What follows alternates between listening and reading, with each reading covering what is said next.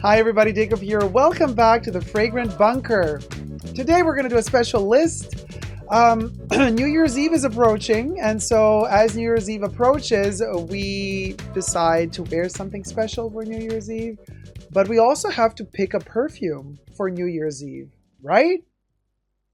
Now, depending which part of the world you're in, and when you celebrate your new year, or whatever sort of turning of the years you're celebrating, wherever you are, you might be in a cold or a warm climate, right? So depending on that, I've compiled a little list of 10 fragrances that I would recommend you to wear for a New Year's Eve party. I know I'm going to wear them. I might just end up wearing all 10 of them because knowing me, I go through the day spritzing, a little bit here, a little bit there. So before we get to the list, subscribe to my channel if you haven't already here on the tubes. You can also join me on Patreon, superdacob, all spelled together there as well. For extra perks, thank you to my patrons who have pledged. You can push the notifications button because I upload videos regularly, so if you don't miss a video, don't miss a beat. And I live stream sometimes as well from my Essentially Dacob perfume channel. Now, this video is being filmed live in front of a live virtual audience. So I have my co-chatters on the sidebar. Let me know, you guys. I mean, maybe, you can try guessing which perfumes are coming out now in my list, but also for you watching this video later, it's a lot of fun to also do the guessing game in the comment section down below, or to write down your favorite perfumes to wear on New Year's Eve. So let's begin with the first one. Now, mind you, New Year's Eve is all about the bubbly bubbly. If you are of age and if you are allowed to drink a little bit of champagne, a little bit of bubbly bubbly, or a little bit of wine, just a little bit of something sparkly, to pep up the tone, to pep up the mood, to celebrate the beginning of something new, and to say goodbye to something old. By old, I don't mean it in a derogatory way. I just mean usually by the end of the year, we're all so happy that the year is ending. We just want to get it behind us and we want to move into something new, fresh air. I know it's just wishful thinking because usually most of us wake up on January 1st. Some of us wake up on January 3rd because we're blacked out the next 2 days. And then you wake up thinking, oh, yay, my life is going to be so amazing now. And then you realize, oh, hold on, nothing changed. That's usually the bittersweet reality of waking up on the 1st, 2nd, or 3rd, or 4th of January. But at least the perfumes are here to give us hope. Now, the first bubbly moment that I have for you, I mean, come on. This is such a doozy. To me, the bottle itself is already a testament to festivities, celebration, New Year's Eve party. This is Moschino's first fragrance. This is where it's at. This is where it's at. It's just called Moschino. This was Moschino's first perfume. It does have Pierre Dino bottle design. It does have the shape of a wine bottle. It could be a champagne bottle, but it's actually an Italian wine bottle. And it does come with this little Italian ribbon to put on top. And it has a faux pearl on top of the stopper, so you lift it like this. The original ad campaign for this one was open, and the model, there was a straw inside here. And she was like sipping on the bottle, guzzling the Moschino wine. So gorgeous. I'm actually wearing Benetton today for the most part, but there's some Chanel stuff going on here as well. But it's such a good combo, this like whole colorful, happy moment with the Moschino bottle. It makes me so happy every time I see this design. I think it's beautifully done. The perfume, it's like a obsession. It's the Moschino version of Calvin Klein's Obsession, if you may. Beautiful ambery accord, very 80s, very big shoulder pads, very festive, celebratory. I mean, this is a great perfume for New Year's Eve. And nowadays, this one falls into the relatively affordable category. Sometimes you get lucky on Amazon and like you could really call this a cheapie, like you get it for 20 bucks. Sometimes it costs a little bit more. So I wouldn't really say this one is always in the cheapie category, but sometimes it is. So it's a wonderful perfume and the design is just really beautiful. This is great for every collection. Moschino Eau de Toilette. Now this one also exists as a extrait, no longer in production as an extrait, but you could hunt it down like secondhand. Also really beautiful. Oh my God. The packaging of the extrait in the gold box, to die for. Very festive. Very New Year's Eve. The second one, also super festive, but this is now a time travel.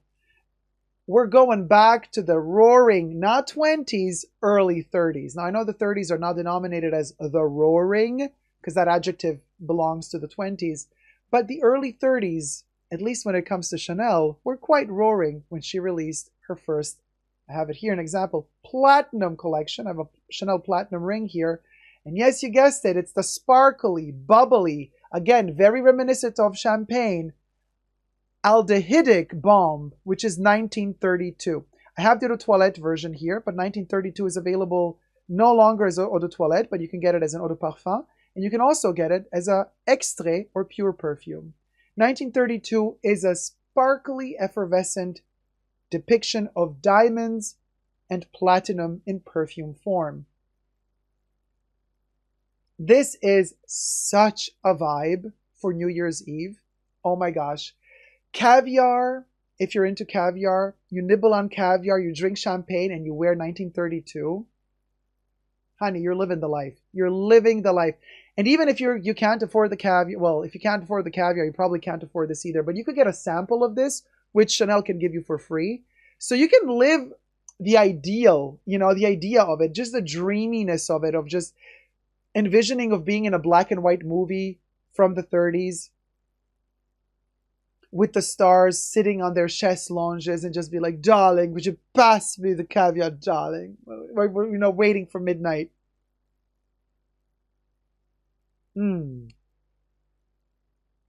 So sparkly and effervescent. I don't wear 1932 often throughout the year. But if there's a time of the year when I long for it, it's New Year's Eve. It's just such a beauty for New Year's Eve. It gives you the right zhuzh. It sets a tone. It sets a voluptuous, luxurious tone. And it says, hey, New Year, here I come. I'm worth $1 million. This is a good one. This is really a good one for New Year's Eve. Because you're wearing perfumes on New Year's Eve. At least I see it very symbolically. You're doing this.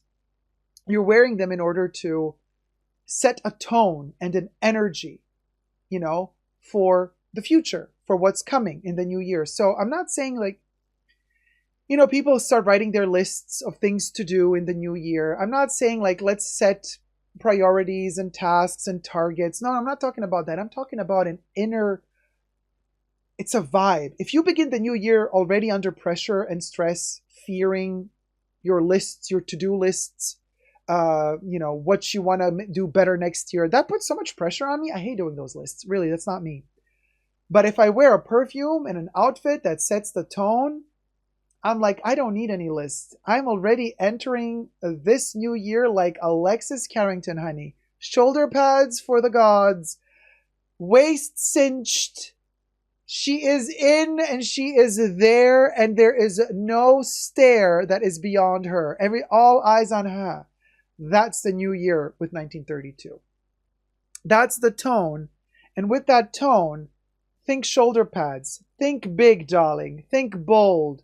And think purple and diamonds. And what could that be? Elizabeth Taylor, darling. Elizabeth Taylor's Passion. Oh my gosh. This one does fall under the cheapy category these days, but what a beauty. Still today, even in its reformulated version. Elizabeth Taylor's Passion, come on. It is such an icon.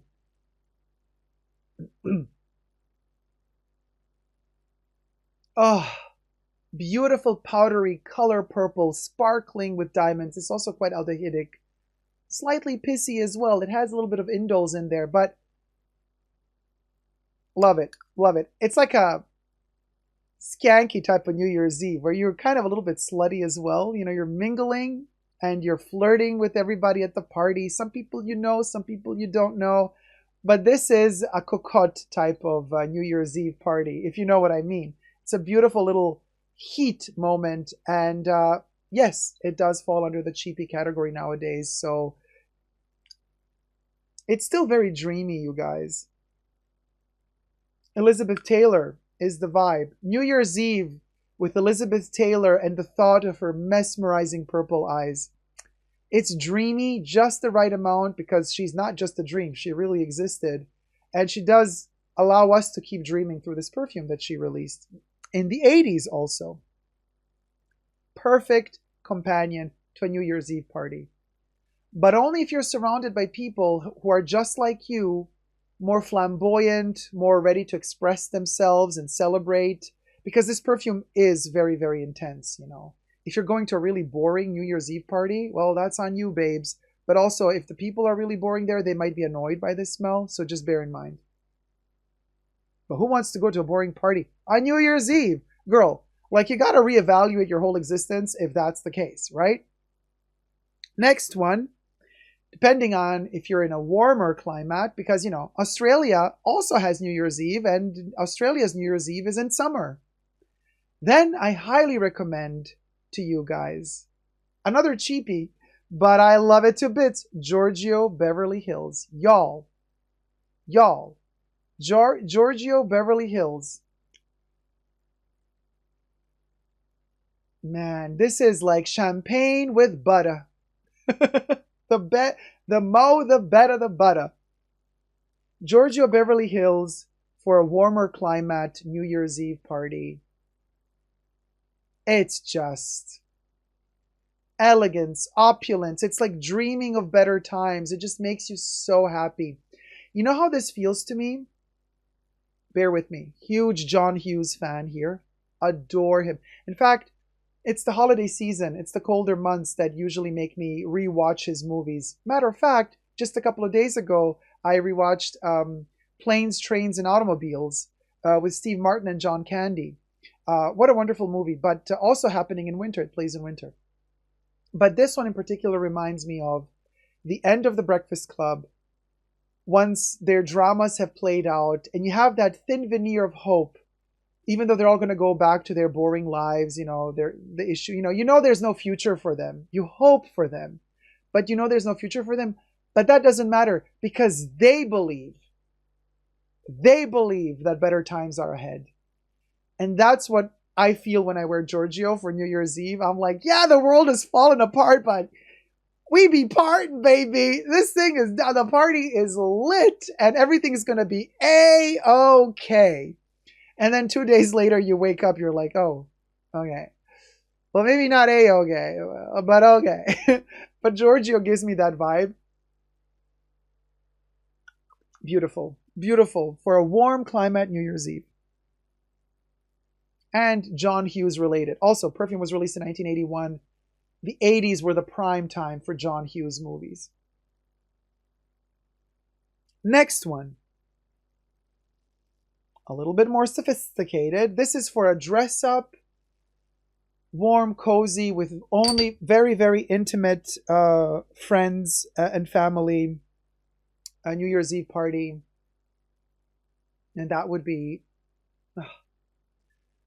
I mean, I'm falling in love more and more, but this one is on a lot of my lists lately. Sorry to have to repeat it again, but Gardenia by Isabey. Isabey's Gardenia, the effervescent butteriness of this thing. Oh, it makes you feel so luscious and sexy. This is a sexy New Year's Eve party. It's gorgeous, but it's also familiar and warm and cozy, but also it says pizzazz, you know, pizzazz, ratatatata, ratatata. It also has shoulder pads. So Isabey's Gardenia Eau de Parfum, chef's kiss, seriously. Now the next one is more for reminiscing of the olden days and times long gone of our ancestors, or dreaming about some eccentric book you've read. You know how when sometimes you read a book, you feel like the protagonist or like the antagonist in the book, but when a book is that good, it captivates you to a point where you feel like you are a character inside that book, or the book transmits that vibe, the energy of it onto you, and you kind of are living inside that story as well. Like you feel the vibes of that book kind of emanating to you into your life. that's how sometimes I feel on New Year's Eve. I feel like I'm living somebody else's life or some dream fantasy of times long gone. Or I reminisce about my past, being that I'm a vampire that's 237 years old. I've lived a little. And so in those moments, for the more maybe perhaps nostalgic and thoughtful, self-reflective New Year's Eve, you can't go wrong with Shalimar, the extrait. Now this little frizzy thing is all over the place, but Shalimar extrait is my cup of tea, baby. This is the place to be on New Year's Eve. If you want to have that, also that vibe, that kind of type of like Russian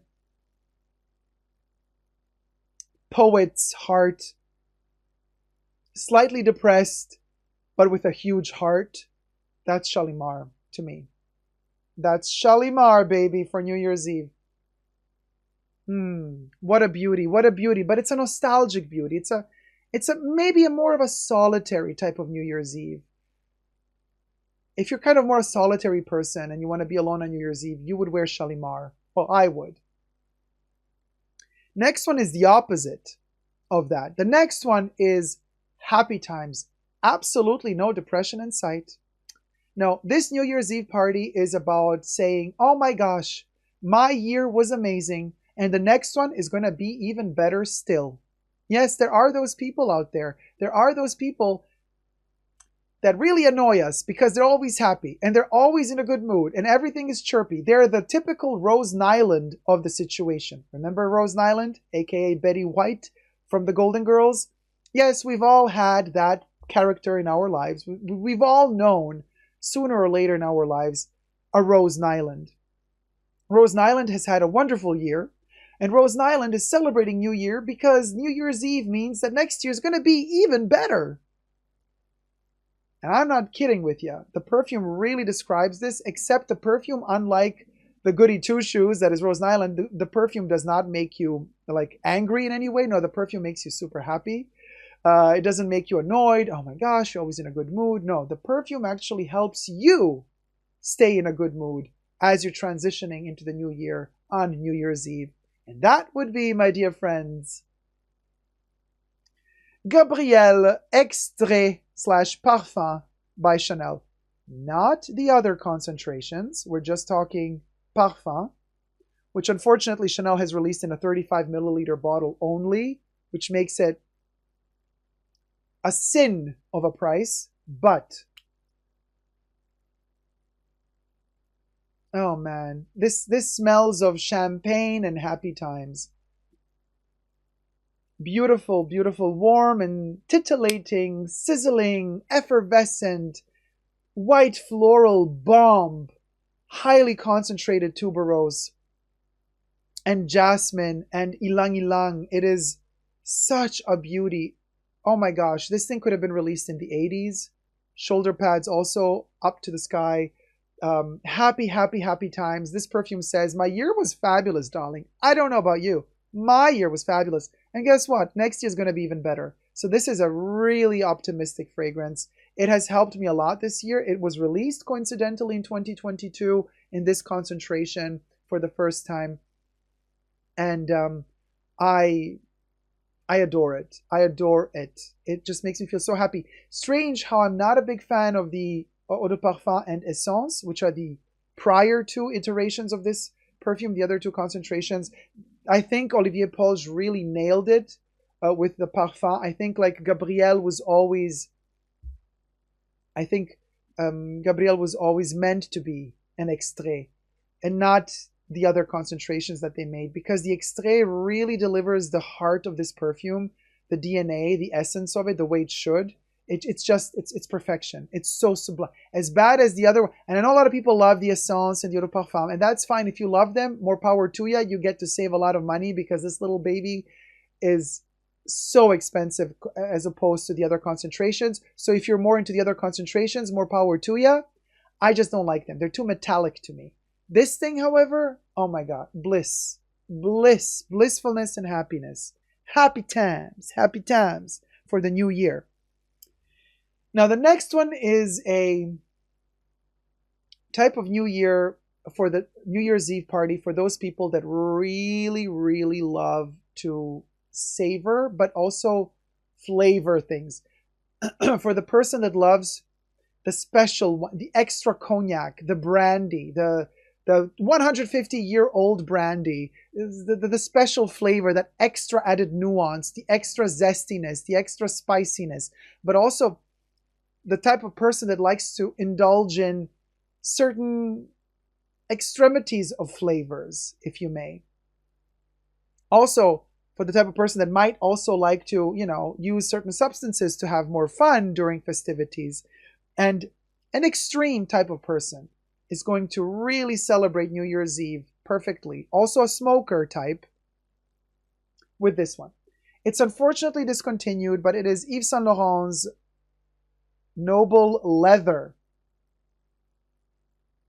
Now discontinued, but it's a bomb with leather accord, saffron, dried fruits, vanilla, and patchouli. Look how dark this beauty is. It is like one of those aged, well-aged brandies or cognacs.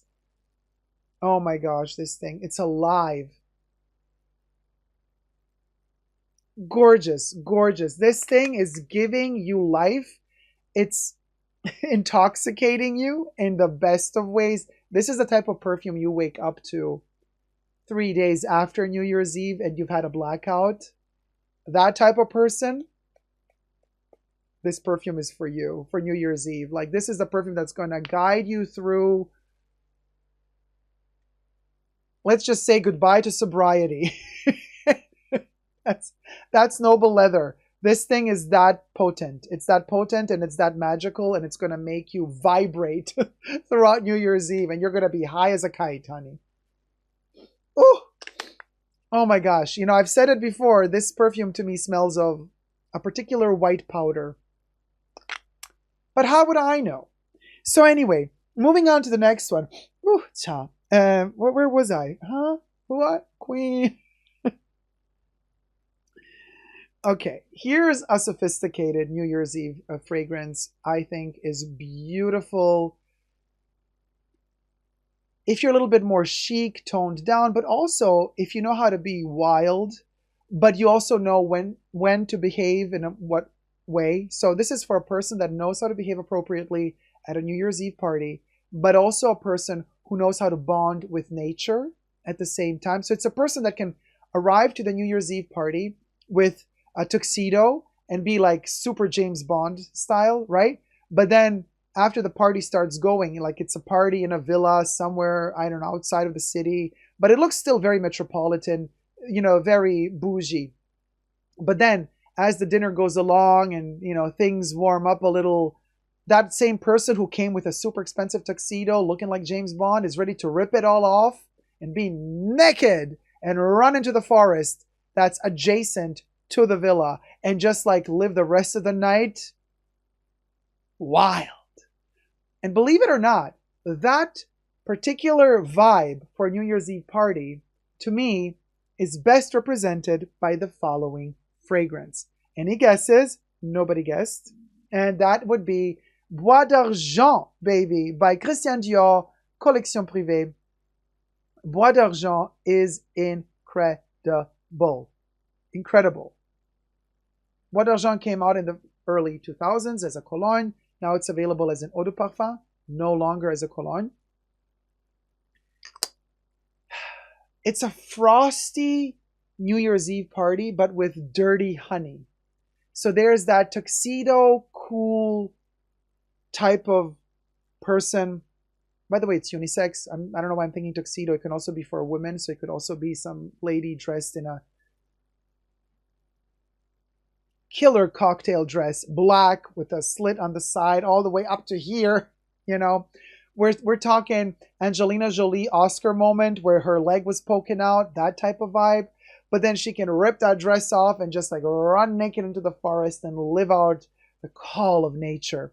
And Bois d'Argent is that. It has that dirty honey in it that makes it so sensual and erotic, whilst at the same time, it's called Bois d'Argent, the silver forest. So it also has those silver pine needles. It's like a silvery, cold, detached forest, but at the same time, It's full of sin and lusciousness and eroticism. It's a gorgeous, gorgeous New Year's Eve scent. If you're going to some house in nature and then there's nature adjacent to it, and then you just kind of rip everything off and run into nature and enjoy the rest of your night or morning with Bois d'Argent on New Year's Eve. Last but not least, you guys, and yes, every good list must come to an end sooner or later. Number 10 for my New Year's Eve party selection, top 10 perfumes for New Year's Eve. You're never gonna guess. This one is my obsession. It's not Obsession by Calvin Klein, but it is my obsession. It has been for many, many years. It's ratchet just to the right degree. And it's also, it has a beautiful memory of the past. Fashion-wise, it's from the 90s, you guys. So mid-90s, best time ever for fashion.